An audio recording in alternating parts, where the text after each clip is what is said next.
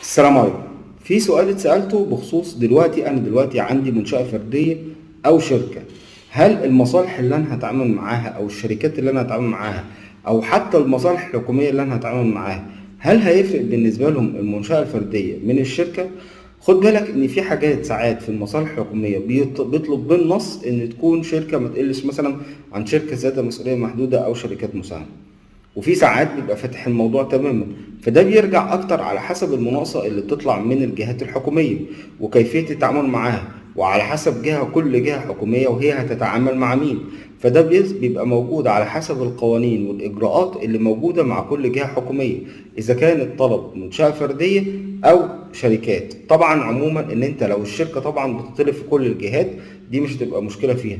انما ما اعتقدش على حسب علمي ان في جهات بتطلب ان يبقى في منشأة فردية، انما الاغلبية المصالح الحكومية كلها بتطلب ان يكون التعامل مع الشركات.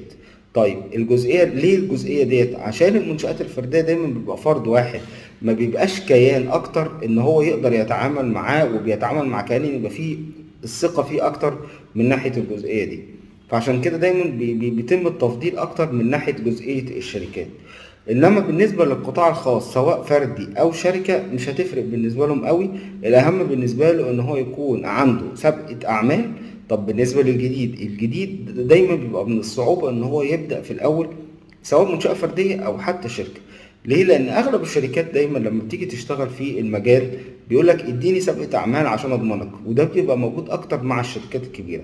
عشان كده المنشآت الفردية أو الشركات اللي لسه بادئة جديد بتبدأ إن هي تشتغل واحدة واحدة مع الكيانات الصغيرة عشان تقدر تعمل سابقة أعمال تقدر تشتغل بيها بعد كده.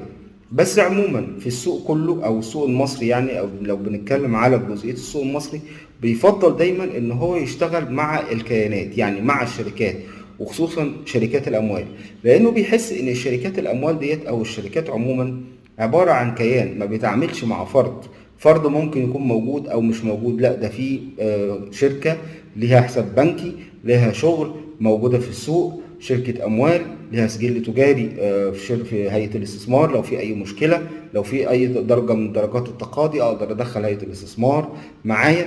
ففي تعاملات وفي اجراءات ممكن تساعد الشخص اللي بيتعامل مع الشركة او شركة بتتعامل مع شركة ان هي توصل في اجراءات التقاضي غير المنشأة الفردية.